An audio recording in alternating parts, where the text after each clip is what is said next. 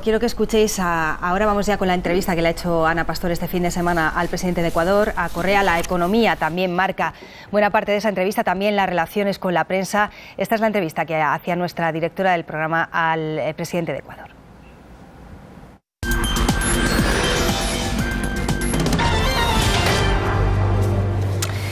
Hoy saludamos al presidente Correa, al presidente de Ecuador. Presidente, buenas tardes. Buenas tardes a usted, Anita, y buenas tardes a toda España. Bueno, ya ven que las formas son diferentes. Aquí vamos a hablar mucho. Estábamos antes de empezar hablando mucho de las relaciones con la prensa, pero empezamos por lo que ha hecho en España en estas horas. Se marcha ahora mismo, podremos hablar de lo que ha hecho este fin de semana. Se ha reunido con el presidente Rajoy y hemos percibido mucha sintonía. Fue para nosotros una gratísima sorpresa, realmente, y no tenemos por qué ocultarlo. Lo que estábamos realizando una visita oficial a Turquía, la primera de un presidente ecuatoriano a ese país, y teníamos que hacer una escala técnica en Murcia. De todos modos, yo me voy a quedar unas horas porque usted sabe que en Murcia hay una gran comunidad ecuatoriana, cuando recibimos la gratísima sorpresa de que el presidente Rajoy nos invitaba a Madrid para reunirnos, la cual, pues, invitación que aceptamos inmediatamente, y ha sido una experiencia muy interesante. Nos ha agradado mucho estar con el presidente, no lo conocíamos, y bueno, es una persona muy afable y creo que hay una, como usted ha dicho, una buena sintonía. En la rueda de prensa se percibía cierta cercanía. ¿Se puede decir que la reunión ha sido sobre todo económica, ese encuentro que ha tenido con el presidente Rajoy? Tratamos varios aspectos, incluso hasta humanos, ¿no? Lo duro que es este oficio, la pérdida de privacidad, los ataques a los medios, etcétera. Pero obviamente también hablamos de la parte económica, de la crisis y cómo está golpeando a la comunidad ecuatoriana, pero en general está golpeando a todos los españoles y a todos los europeos. Y Dios quiera no golpea al mundo entero. Supongo que han hablado de esos 400.000 ecuatorianos. Se calcula que en España el 64% están en paro. Desde luego también es una parte muy importante de la población española. No sé si es el dato exacto que ustedes manejan. No, creo que es un dato un poco exagerado. La tasa de paro es muy alta, pero no es 64%. ¿No es más de la mitad de la gente que está en España? No. En cualquier caso, usted decía... Entre los jóvenes en España hay esa tasa, lo cual es un problema muy grave, que lo reconoce el presidente Rajoy. Él me lo dijo. Usted hablaba de aliviar en algo la situación de los suyos aquí en este país. ¿Le ha arrancado algún compromiso concreto al presidente del gobierno español? Bueno, hemos hablado del problema, de la crisis, de las medidas que se están tomando, de la experiencia latinoamericana. Nosotros conocemos de memoria ciertas recetas que no necesariamente ayudan a superar crisis. Y de qué hacer con el problema de las hipotecas. Para nosotros, con todo respeto, no quiero aparecer como grosero, desconsiderado, respetamos mucho a España, su institucionalidad, pero es muy difícil de comprender, más aún como economista, que el riesgo esté en los seres humanos y no en el capital. Ha sido muy duro con ese discurso con la legislación española. Pero es que es terrible. O sea, es algo que realmente que a mí me escandaliza. Perdón, frecuentemente no utilizo esta palabra, pero me escandaliza. Es decir, se prestan 200.000 euros para una casa valorada en esa cantidad, cuya valoración es hecha por el mismo banco. Esa es la garantía hipotecaria, la casa. Viene la crisis, no se puede pagar el crédito, se devuelve la casa, se debería extinguir la deuda. No, ahora la casa solo vale 50.000 euros y págame los otros 150.000. Todo el riesgo, todo el costo sobre los seres humanos, no sobre el capital. Es algo increíble. Ha dicho usted, se va a llegar al peor de los mundos. Cuando le ha trasladado este mensaje al presidente Rajoy, insisto, ¿le ha arrancado algún compromiso? Él me ha dicho que ha conversado con los bancos, que hay un código de ética. Él reconoce la necesidad de flexibilizar esa normativa tan rígida en favor del capital. Eso no me lo dijo, pero yo creo que es totalmente en favor del capital. Demuestra el grave problema, el problema esencial de nuestro tiempo. Podrán inyectar millones por aquí, millones por acá. El problema esencial es la supremacía total del capital sobre los seres humanos y se refleja bastante bien en esta cuestión de las hipotecas. Y si no flexibiliza el capital sus ambiciones, como lo decía en la conferencia de prensa, va a llegar al peor de los mundos.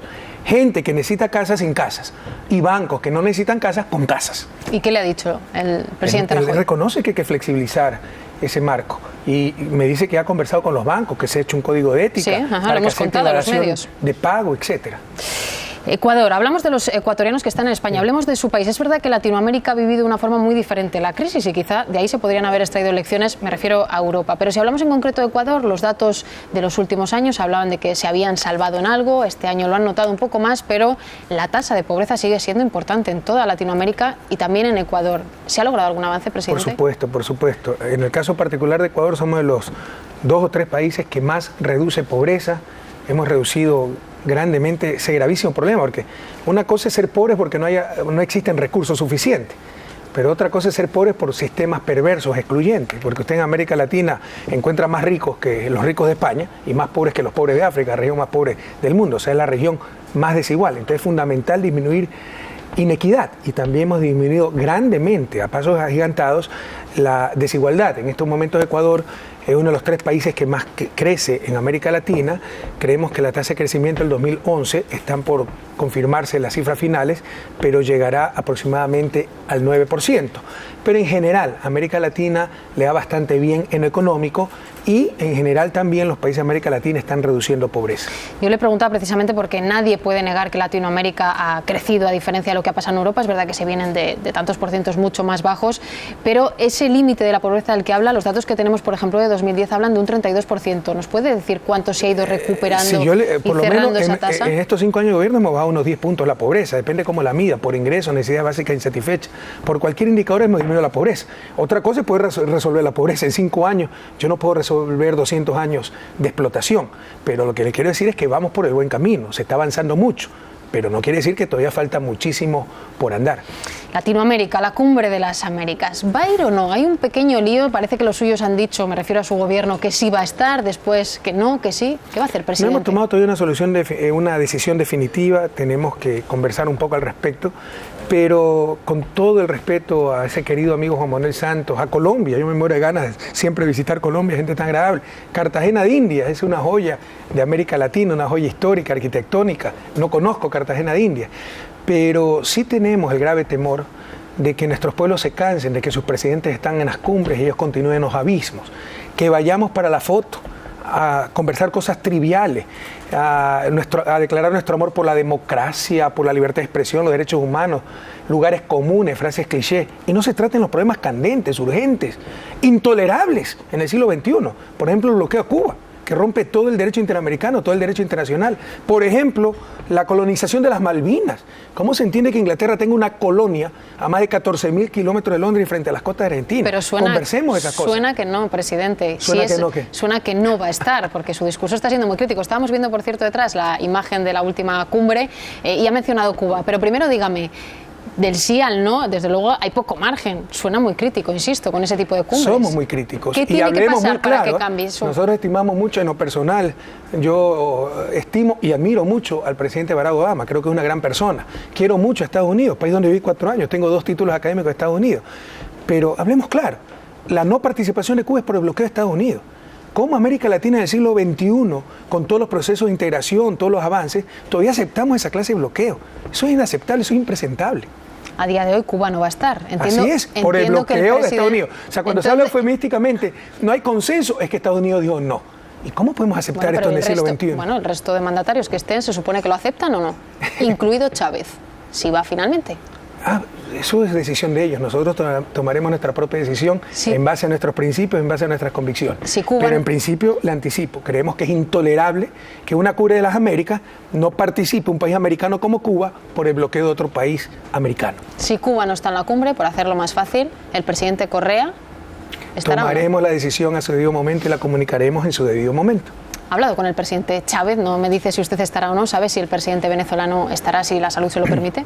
Desconozco, he hablado hace algunas semanas para ver cómo iba su estado de salud, lo vi muy animado, lo escuché muy animado porque no lo vi, pero no sé la decisión final y será sobre todo en función de su estado de salud. El interés del presidente Santos, que es el anfitrión de esta cumbre, es que estén todos y que se hable de ciertos temas. Esto es la pregunta, ¿usted ha conversado con él de sí? Estoy totalmente de acuerdo con usted, Anita, que estén todos, ese es el interés, yo le pregunto, los temas, usted ha mencionado Malvinas, se puede hablar también de la legalización de las drogas. ¿Ha hablado con el presidente Santos de si esos temas se van a tratar que según usted interesan a los ciudadanos? El presidente Santos tuvo la gentileza de llamarme después de su visita a Cuba y le expresé estas inquietudes, le expresé algunos de los temas que creemos que deben tratarse. Por supuesto, el presidente Santos le guardamos la mayor de las consideraciones, él decidirá como anfitrión qué temas incluye o no, pero le hemos expresado nuestras inquietudes. ¿Y qué puede provocar si finalmente Ecuador no está en esa cumbre porque Cuba no está? ¿Se rompe de alguna manera ciertas alianzas internas? Insisto, pensando en Chávez. Algunas veces la mejor participación es no participar. Entonces no podrá hacer este discurso allí. Insisto, algunas veces la mejor participación es no participar. Sí ha dicho, sin embargo, que va a estar la invitación que le ha hecho el presidente Rajoy en Cádiz, en esa otra cumbre importante también para la región. Ahí sí estará. Pero también con mucho respeto y consideración al presidente Rajoy le he dicho que hay que poner una agenda relevante. Le insisto, basta de lugares comunes. ¿Quién puede estar en contra de la democracia, en contra de los derechos humanos, la libertad de expresión? Esas frases clichés, algunas veces hasta frases gastadas. Vamos, tratemos los temas de fondo. Por ejemplo, lo de las Malvinas, como Iberoamérica. Por ejemplo, una nueva estrategia en la lucha contra las drogas. Nos está venciendo el narcotráfico, el crimen organizado. Los niveles de violencia son intolerables.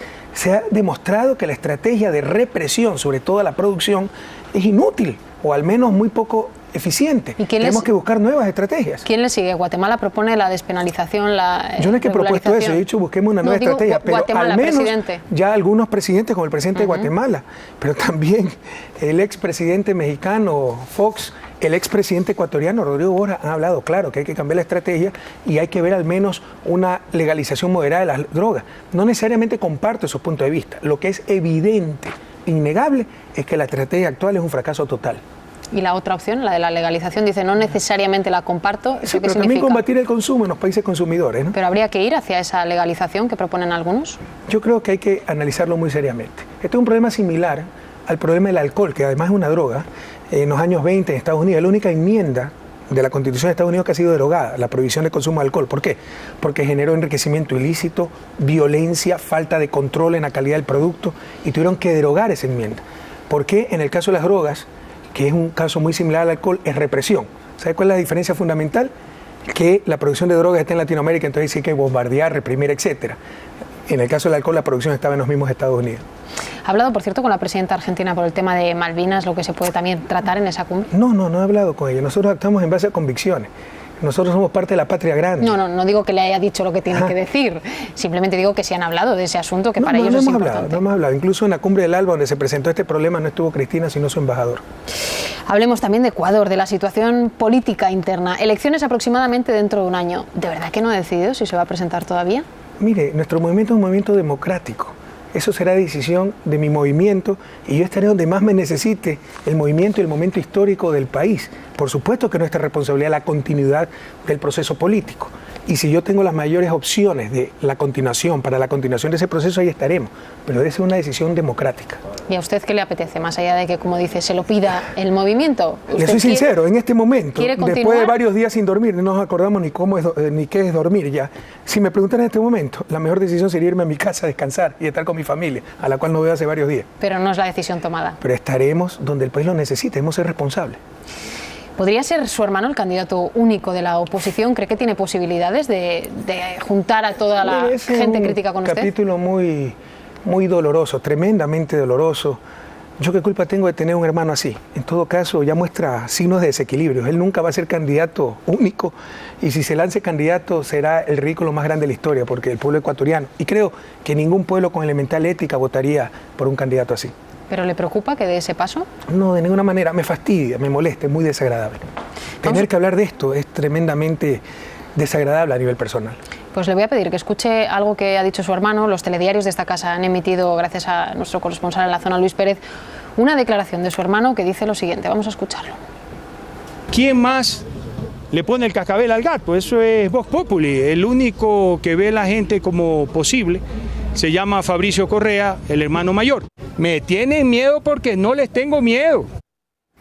Usted habla de graves indicios de desequilibrios, lo acaba de decir, y él habla Está realmente, ya es algo de desequilibrio, en verdad. Pero lo comparte solamente usted, hay muchos más partidos allí. Vea las encuestas. Bueno, eso no tiene nada que ver. Él se cree el líder de la oposición. No, ¿cómo que no tiene nada que ver? Presidente, no tiene que ver que alguien baje en las encuestas o tenga un mal resultado con estar desequilibrado. Vea, que se lance candidato y verá cuántos votos sacará. Nadie le hace caso a Fabricio Correa en Ecuador, solo tiene cierta repercusión en el exterior porque no entienden lo que está pasando en Ecuador. Pero es una situación muy triste, no es humano. Cuando él habla de régimen de temor... de terror, dijo. De terror, perdón. Si aquí tiene el dictador que genera ese régimen de terror, ¿quién puede creer eso? Está convencido de que si da el paso nadie le apoyará. Pero además, si usted lee todo el contexto, él manifestaba, a mí me persiguen por ser opositor. No, eso es falso. se volvió opositor porque se descubrieron sus contratos ilegales y se los suprimió, porque esos contratos eran ilegales y se los terminó unilateralmente. Y ahí se va a la oposición. Es falso lo que él dice, que por haber sido a la oposición y criticar al gobierno es que se lo persigue y se le terminaron sus contratos. No. Por descubrir esos contratos ilegales y terminarlos unilateralmente en defensa de la ley y del bien común, es que se fue a la oposición. Una de las cosas, tantas cosas que tergiversa Faricio Correa. Mientras usted lo explicaba, estamos viendo también alguna imagen de ese libro Gran Hermano, tan criticado por su parte. ¿Alguna vez intentó reconducir esta situación cuando vio lo que estaba pasando, trató de evitar lo que según usted hizo su hermano? Pero es que no lo supe. La prensa... con sí, mala fe, cierta prensa... Era su hermano, presidente. La cierta prensa, oiga, yo no les daba ni entrar al palacio, pregunté a mis colaboradores, le advertí a todo el gabinete, nadie recibe a Faricio Correa, porque siempre he sabido cómo es mi hermano, yo qué culpa tengo de tener un mal hermano. Ese libro se debió llamar no El Gran Hermano, sino El Mal Hermano. Pero ¿cuál es la impresión que ha dado la prensa? Que Faricio Correa se presentaba como hermano del presidente y se le daban los contratos a dedo. Falso. Con ayuda, dicho sea de paso, del abogado de Diario El Universo, hizo empresas fantasmas en Panamá que a su vez compraron empresas en Ecuador que ganaron concursos. ¿Cómo un ministro iba a saber que la empresa Cosurca, propiedad de dos empresas fantasmas, ABC, XYZ en Panamá, eran de Faricio Correa? Entonces dan la impresión de que se le ha dado a dedo directamente los contratos. Pero nunca nadie, eso es falso. Presidente, ni los servicios secretos de un país, ni nadie de su entorno le advirtió que esto estaba pasando. Pero ¿cómo los servicios secretos se van a encargar de estas cosas? Bueno, alguien le podría haber avisado de su entorno. Por favor, es tan difícil. Incluso, vea, le voy a dar una primicia. Tenemos graves indicios que ha continuado con ciertas empresas fantasmas que estamos investigando, pero son cosas extremadamente difíciles de detectar. Le insisto, son empresas fantasmas, por favor, público español, latinoamericano, iberoamericano, para que se entienda bien el problema. Creó empresas fantasmas en Panamá con asesoría del abogado de Diario del Universo. Empresas fantasmas que compraron empresas en Ecuador que participaron en concursos. ¿Cómo se puede detectar esa vinculación? Ha dicho, todo el mundo sabe ese grado de desequilibrio que tiene mi hermano, lo detectan. Usted mismo ha dicho que le impedía el paso al Palacio. Sí. ¿Su relación, en la vida adulta me refiero, siempre ha sido mala, presidente? No, pero muy distante, porque jamás he compartido las prácticas empresariales de Faricio Correa. Yo ni siquiera conocía su oficina. La conocí pocos meses antes, porque yo la coincidencia que estaba en Guayaquil y era el cumpleaños y se lo celebraba en la oficina. Ni siquiera conocía su oficina. Jamás me he vinculado a los negocios de mi hermano, porque siempre he tenido graves cuestionamientos a su forma de hacer negocios, a la fuerza. Vea cuántos juicios ha metido, sin trabajadores afiliados a la Seguridad Social, sin pagar impuestos. Jamás he compartido esa forma de hacer negocio. Todavía no le he preguntado por el tema más polémico y ya he hecho muchas referencias en estos 15 minutos de entrevista a la prensa, al diario Universo. Es que como conversábamos antes de la entrevista, yo creo que uno de los graves problemas planetarios.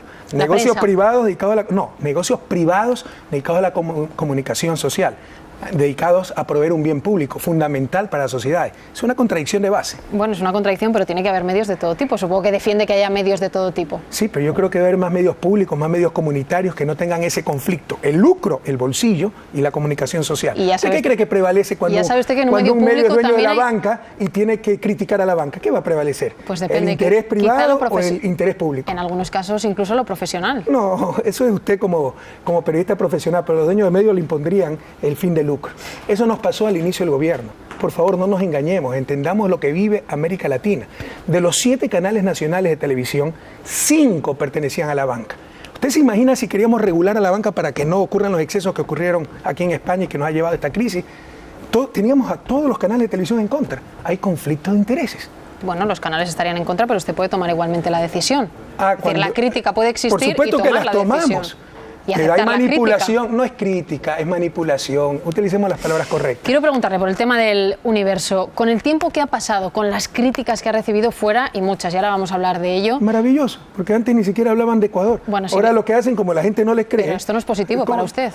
No, yo creo que es positivo para el país, ya está en la mira del mundo entero. Publican editoriales, gente que ni conoce dónde está Ecuador.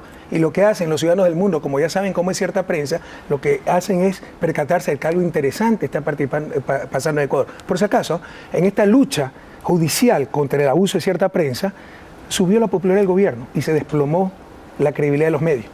Vaya a la Déjame que le pregunte, presidente, que usted es muy crítico con los medios, pero sobre todo con algunos contra los que ha tomado decisiones como esta que ha generado tanta controversia. La pregunta es, déjeme que le haga la pregunta, sí.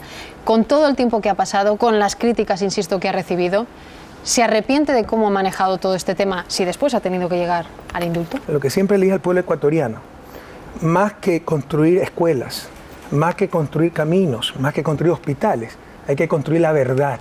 Si no, nos saldremos de su desarrollo. Por supuesto que esta lucha ha valido la pena. Jamás se dijo que iba a ser fácil. Esto ha sido tremendamente desgastante. ¿Quién quiere estar en un juicio penal? Pero era necesario, porque aquí están mostrando parte del artículo. Por favor, pongan la parte final. A esto le llamaron opinión, para que vea cómo engañan a la gente. Pongan la parte final, por favor. Sí, a lo que se refiere, crímenes de lesa humanidad. El dictador debería recordar, por último, y esto es muy importante, que con el indulto en el futuro nuevo presidente, quizá enemigo suyo, podría llevarle a una corte penal por haber ordenado fuego a discreción y sin previo aviso contra un hospital lleno de civiles y gente inocente. A esta calumnia le llamaron opinión. Es que esto se puede aceptar en una sociedad civilizada. Pero dígame, ¿cómo entiende que el New York Times, el editorial, después usted es verdad, dijo que le habían entrevistado, un editorial durísimo, habla de liderar una despiadada campaña contra la libertad de expresión? Pregúntale al New York Times si sabe dónde queda Ecuador. Bueno, yo creo que en el New York Times, presidente, saben dónde queda Ecuador. Yo creo que algunos no saben ni siquiera dónde queda Ecuador. Quizá no, pero no, entiendo que quien ha escrito ese editorial... Déjeme que le termine. Es que me el editorial, ponerle, sí, pero déjeme que le termine la pregunta. El si editorial algo del New York en Times... este oficio es responderle a la gente, no a los medios de comunicación. Ustedes se creen propietarios de la opinión pública. No, ustedes son propietarios de opinión publicada. La opinión pública es la de nuestros pueblos y a ellos hay que contestarle. Sí, nosotros intentamos ejercer de intermediarios, presidente. Por eso le digo, vez se fracasa.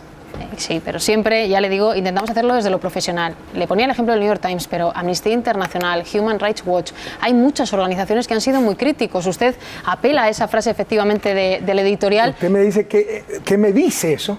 Sí. El espíritu de cuerpo...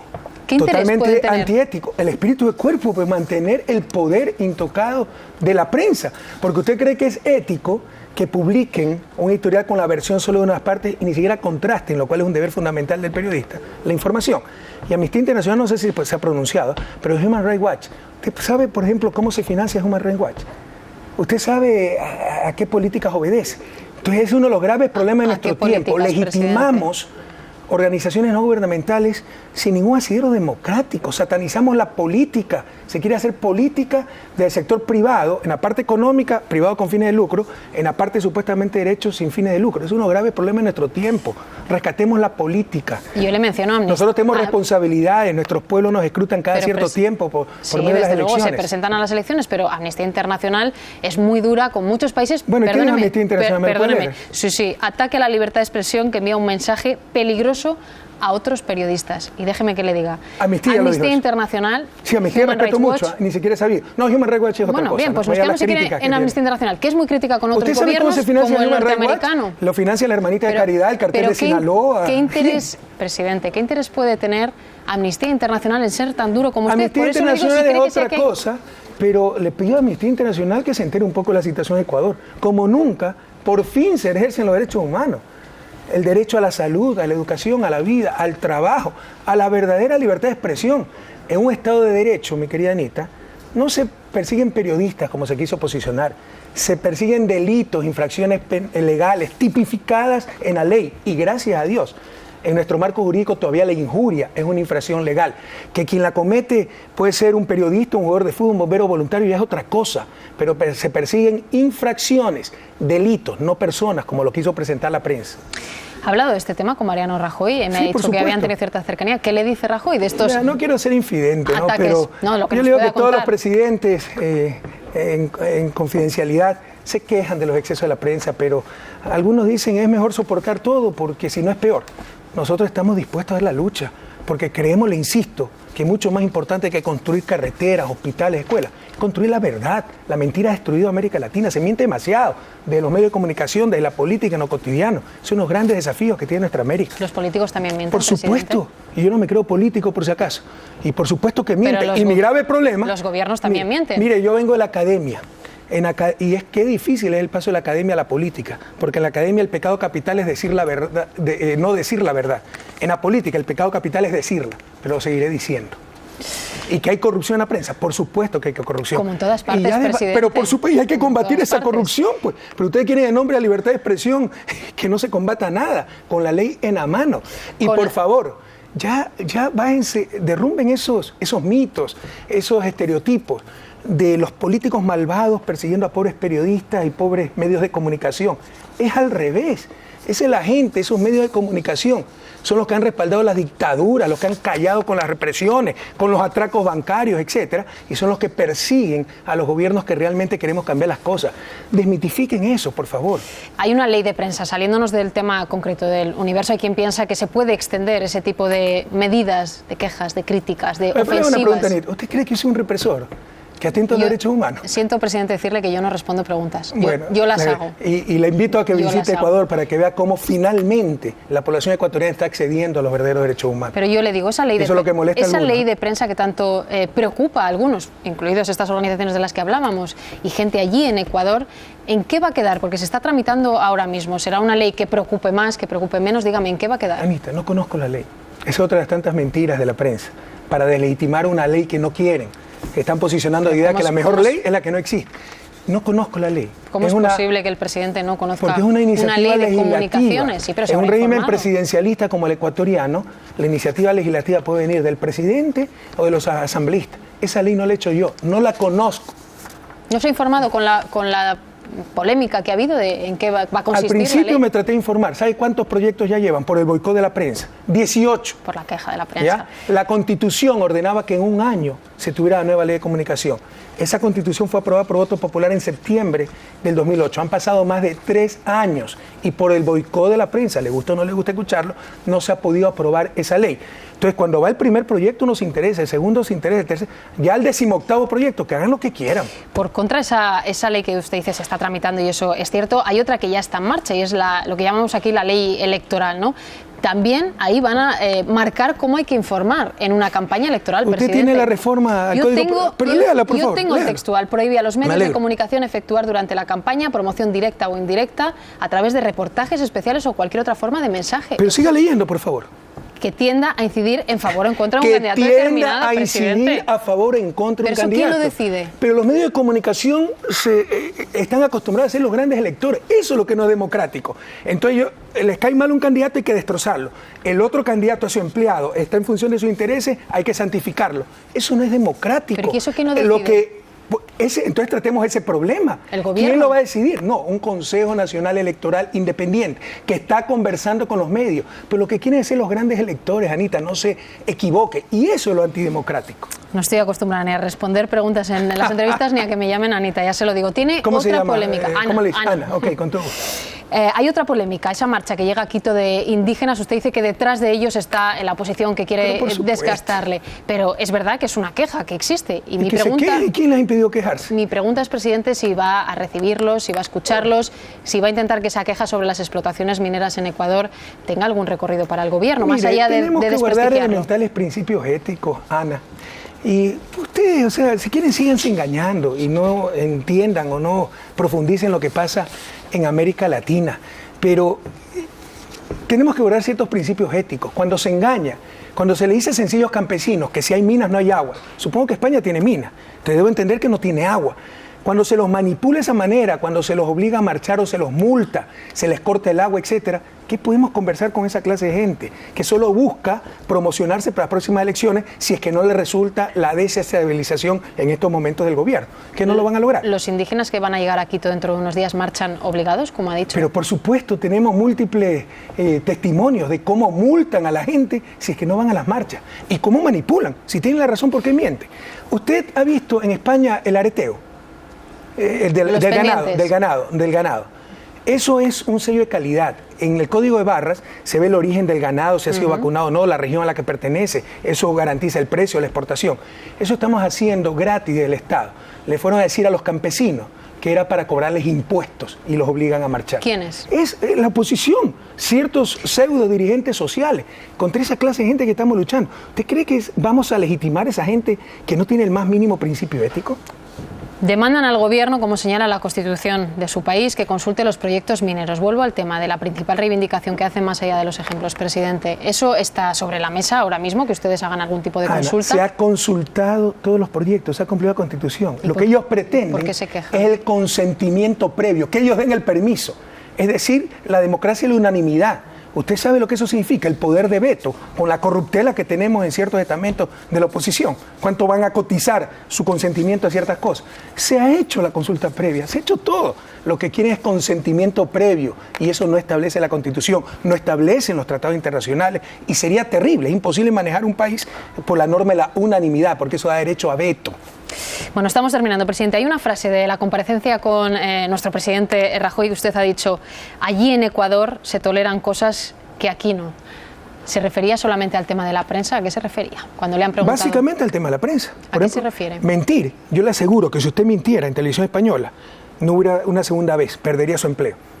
Allá en nombre de la libertad de expresión hay que soportar hasta las mentiras, cuando hasta el Evangelio nos dice que solamente la verdad nos hará libres.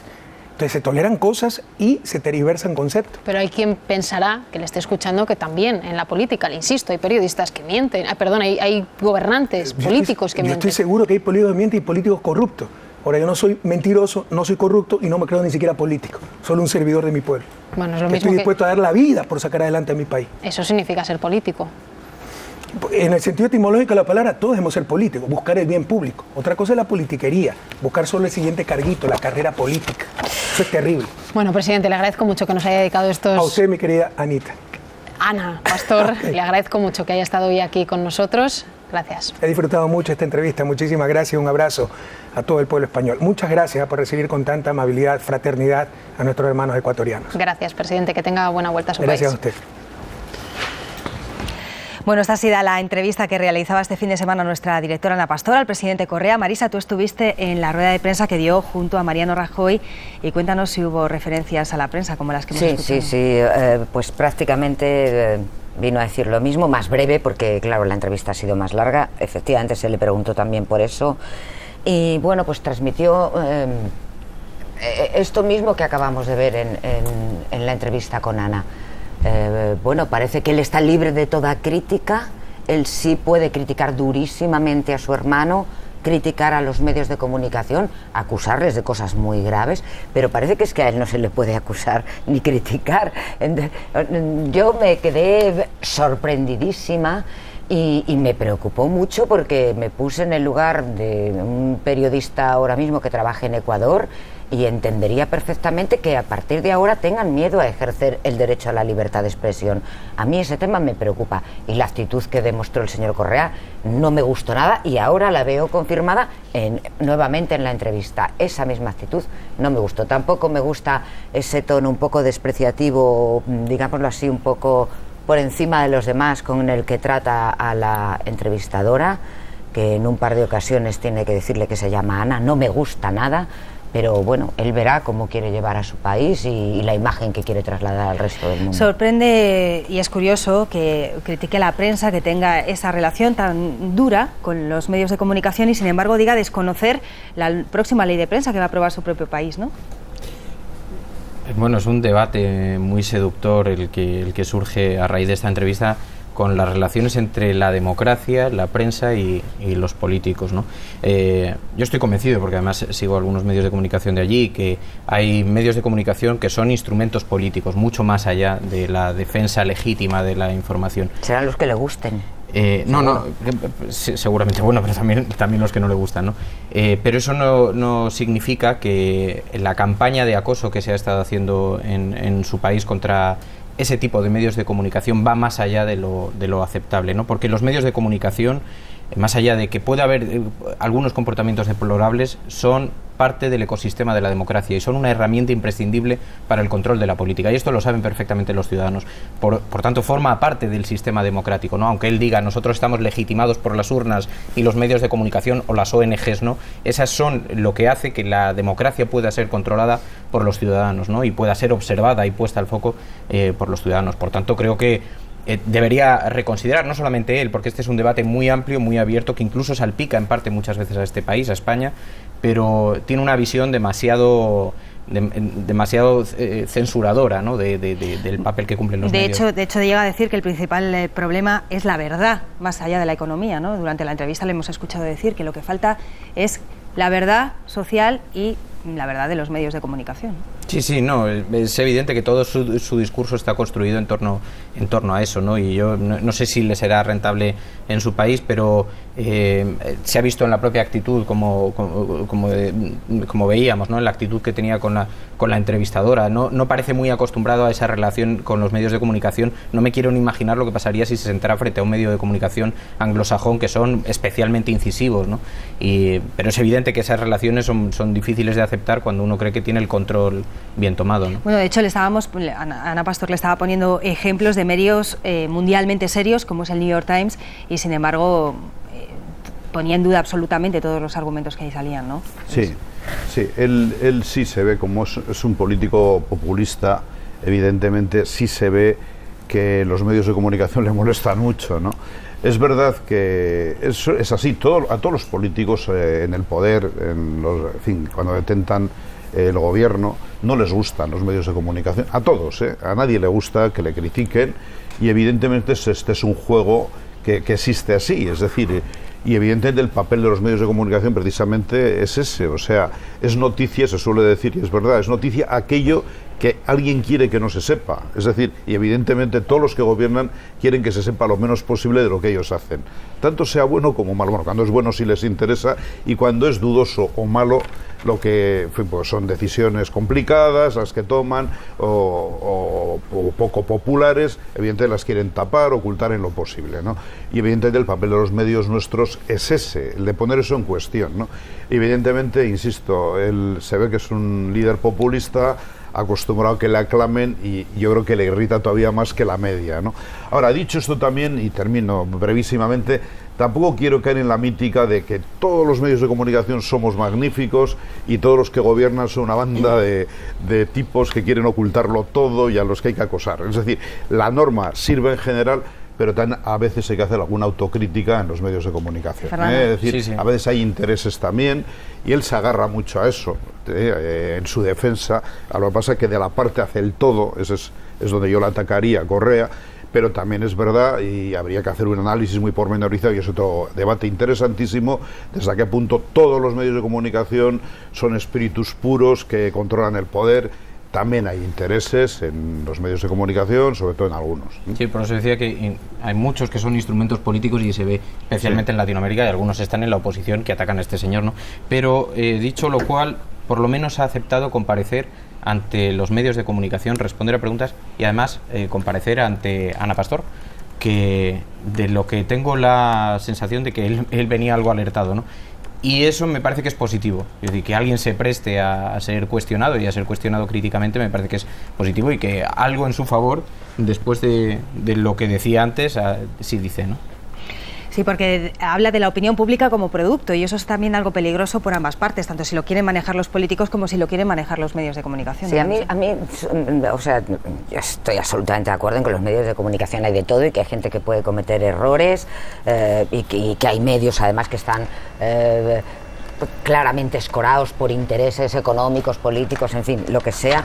Pero a mí el discurso que él hace, insisto, me parece peligroso. El mensaje de que los medios de comunicación son manipuladores, y de que en su país él lo que quiere es exclusivamente medios públicos, porque considera que todos los demás, los que no sean públicos, van a atacarle en función de otros intereses diversos a los que él tiene, me parece peligrosísimo, porque lo que da a entender no es que el medio público sea mejor o peor, sino que al medio público él lo puede controlar, y eso me parece que, en fin, que no tiene un pase.